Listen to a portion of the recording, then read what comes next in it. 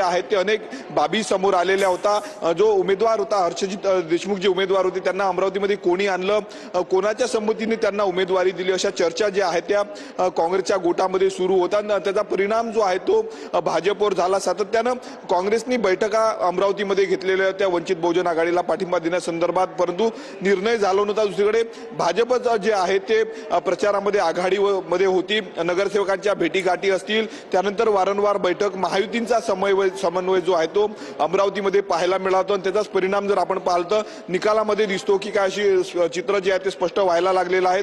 भाजपचे प्रवीण पोटे जर आपण पाहतो सध्या मोठ्या मतांनी जे आहे ते आघाडीवर असल्याची माहिती जी आहे ती सूत्रांनी दिलेली आहे।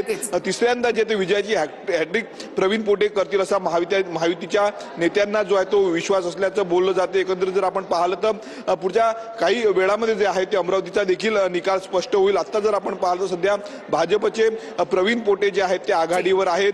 दरवेळी जेव्हा एकूणच माहितीबद्दल तर इथे भाजपचे प्रवीण पोटे आघाडीवर आहेत। काँग्रेसच्या मतदारांनी कोणाला मतं दिलेली आहेत हे पाहणं देखील या ठिकाणी महत्त्वाचं असणार आहे।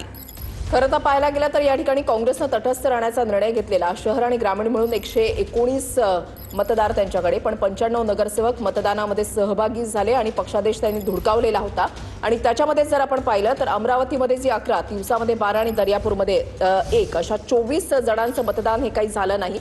आणि हे जे मतदार आहेत ते काँग्रेसचे होते असं बोललं जातं। इकडे नागपूरमध्ये भाजपच्या राजू पोद्दार जे आहे त्यांची आघाडी पाहायला मिळते। काँग्रेसचे उमेदवार अतुल लोंढेंना 10 मतं मिळाली आहेत।